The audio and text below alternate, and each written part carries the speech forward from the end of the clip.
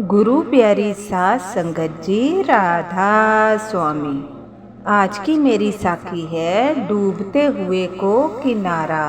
यानी किनारा उसी को मिलता है जिसका हाथ सच्चे सतगुरु पकड़ लेते हैं, और हाथ उसी का पकड़ते हैं जो सच्चा सत्संगी होता है और गुरु प्रेमी होता है। इसीलिए हमें नामदान लेने को बोला जाता है। जब हम नामदान ले लेते हैं, भजन सिमरन कर लेते हैं, तो हमारे जैसे जीवन में आने वाली परेशानियों में सच्चे सतगुरु हमें पकड़ लेते हैं। हाथ पकड़कर नदी से पार लगाना सच्चे सतगुरु का काम है, और सच्चे सतगुरु उसी के पास जाएंगे जो भजन सिमरन करेंगे। इसीलिए हमारे बाबा जी हमें बार बार यही बोलते हैं कि भजन सिमरन करो, भजन सिमरन करो। इस जीवन में जितना भजन सिमरन करेंगे उतना ही अच्छा है। एक बार बाबा जी सत्संग कर रहे थे। सत्संग करते करते जैसे सच्चे सत्संगी जो होते हैं वहाँ पर बैठे सत्संग सुन रहे थे गुरु प्रेमी, सभी एकदम अपने बाबा जी को निहार रहे थे। तो उनमें से एक सत्संगी गुरु प्रेमी बहुत ज़्यादा दुखी था और फूट फूट कर रोने लग जाता है। इतना रोता है, इतना रोता है कि सारी संगत उसे संभालने लग जाती है और पूछती है कि क्या हुआ है भाई, तुम्हें किस बात का दुख है, तुम इतना क्यों रो रहे हो। पर वह अपनी सुध बुध खो बैठता है, रो रो कर वह बेहोश हो जाता है। बाबा जी जो सेवादार थे उनको बोलते हैं कि इसे कमरे में ले जाओ और वहाँ इसको रेस्ट दिलाओ, और एक जना इसके पास रहना, क्योंकि यह अभी अच्छी हालत में नहीं है, यह बहुत दुखी लगता है। हम सत्संग करने के बाद इससे मिलेंगे। जब सत्संग समाप्त हो जाता है तो बाबा जी उस गुरु प्रेमी के पास जाते हैं और बोलते हैं, क्या हुआ भाई, इतना क्या दुख है तुम्हें जो सत्संग में तुम इतना रो रहे थे। जिस बात का दुख है तुम मुझे बोल सकते हो। तो वो बाबा जी के पैरों में बैठ जाता है और बोलता है, बाबा जी आज मेरा सारा परिवार रोड पर खड़ा हो गया है। तो बाबा जी बोलते, ऐसा क्यों बोल रहे हो। तो वो बोलता है, बाबा जी मेरा बहुत बड़ा घर था, परिवार था, और उसमें मैं अकेला, जैसे मेरे जो माता पिता थे उनका जब देहांत हुआ था तो मेरा एक छोटा भाई था जिसका हाथ मेरे पिता ने मेरे हाथों में दिया था और बोला था, आज के बाद तुम ही इसके पिता हो और इसका ध्यान रखना अपने बेटे की तरह, इसको कभी किसी चीज़ की कमी मत होने देना। और मैंने ऐसा ही किया, अपने छोटे भाई को अपने बच्चे के तरह बड़ा किया, पढ़ाया, नौकरी करवाई, उसका घर बसाया, और आज उसने मेरी ऐसी हालत कर दी है कि मेरा परिवार जो है, मेरे बीवी बच्चे जो हैं उनको मैं किराए से रख रहा हूँ। घर बनाया, मेरे पिता के जो कारोबार था उसको आगे बढ़ाया, पर उसने मुझे ऐसा धोखा दिया मेरे छोटे भाई ने कि सब कुछ अपने नाम करवा लिया और मेरे परिवार को आज घर से निकाल दिया। अब मेरा परिवार जो है किराए से रह रहा है। और बाबा जी मैंने आज तक किसी का बुरा नहीं किया, तो मेरे साथ ही ऐसा क्यों हुआ। अब मेरा दिमाग ऐसा परेशान रहता है कि मेरी पत्नी भी मुझे ताना देती है कि तुमने अपने छोटे भाई के लिए इतना कुछ किया और आज उसी ने तुम्हें निकाल कर, तुम्हारे बच्चों को घर से निकाल कर क्या फल मिला तुम्हें मैं बार बार बोलती थी कि अपने लिए कुछ संवार लो, अपने बच्चों के लिए संवार लो, पर तुमने मेरी एक ना सुनी। तो बाबा जी उसके सर पर प्यार से हाथ फेरते हैं और बोलते हैं, देखो बेटा ये पिछले जन्मों का गेड़ होता है, हमसे कुछ गलतियां हो जाती हैं जो इस जन्म में हमें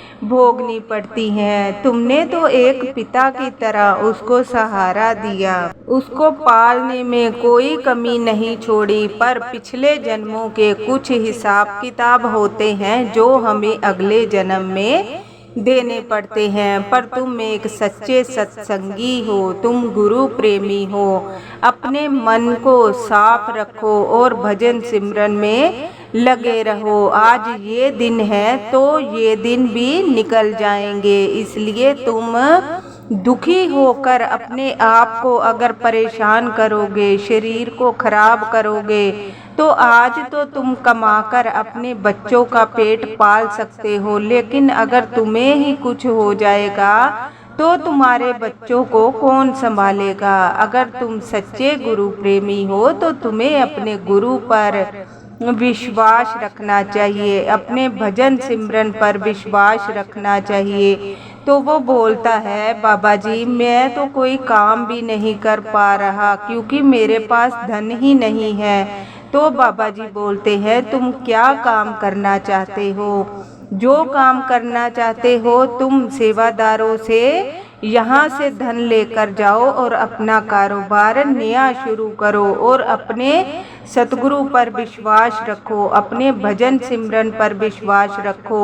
जो उसने किया है वो उसका कर्म है और तुम पलट कर उसका गलत नहीं कर रहे, ये तुम्हारा कर्म है। अगर तुम अच्छे कर्म करोगे तो कल को तुम्हारे बच्चे तुम्हें जरूर सुख देंगे। तुम विश्वास रखो और आगे बढ़ते जाओ। इसलिए तुम यहाँ से जितना धन तुम्हें चाहिए तुम लेकर जाओ और अपने काम के लिए सोचो। यह मत सोचो कि तुम्हारे साथ क्या हुआ है, जो हो गया है तुम उसे नहीं बदल सकते, उसके कर्म वो खुद भोगेगा, तुम अपने कर्म अच्छे करो।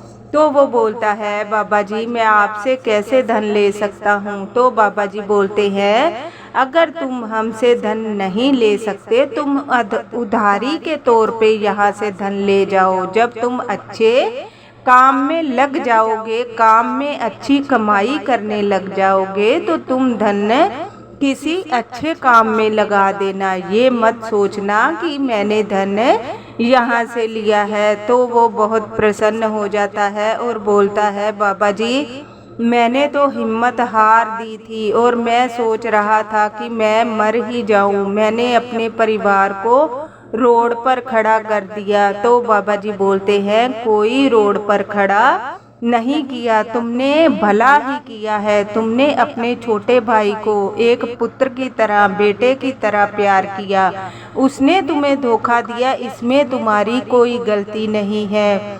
तुम अपनी पत्नी को यहाँ पर लेकर आना और हम उन्हें समझाएंगे कि अगर ऐसे दिन पड़े हैं तो हंस खेल कर अपने परिवार में मेहनत करके निकालो। कोई बात नहीं है, जो हो चुका है उसे भूल जाओ, उसके कर्म उसके साथ, तुम अपने कर्म बनाओ, तुम भजन सिमरन में लगो, रास्ता अपने आप साफ होता जाएगा। तो वो बहुत ज़्यादा प्रसन्न हो जाता है और बोलता है, बाबा जी आज आपने डूबते हुए को किनारा दिखाया है, रास्ता दिखाया है। बाबा जी बोलते हैं, कभी हिम्मत को नहीं हारना चाहिए, हमें सिर्फ आगे बढ़ने के बारे में सोचना चाहिए। ये कभी नहीं सोचना चाहिए कि उसने हमारे साथ क्या किया, हमने उसके साथ क्या किया। ऐसा सोचते रह जाएंगे तो हम आगे कभी नहीं बढ़ पाएंगे। ये हमारे पिछले जन्मों के हेर फेर होते हैं। हम जो पिछले जन्म में गलतियां कर देते हैं उसको इस जन्म में भोगना ही पड़ता है।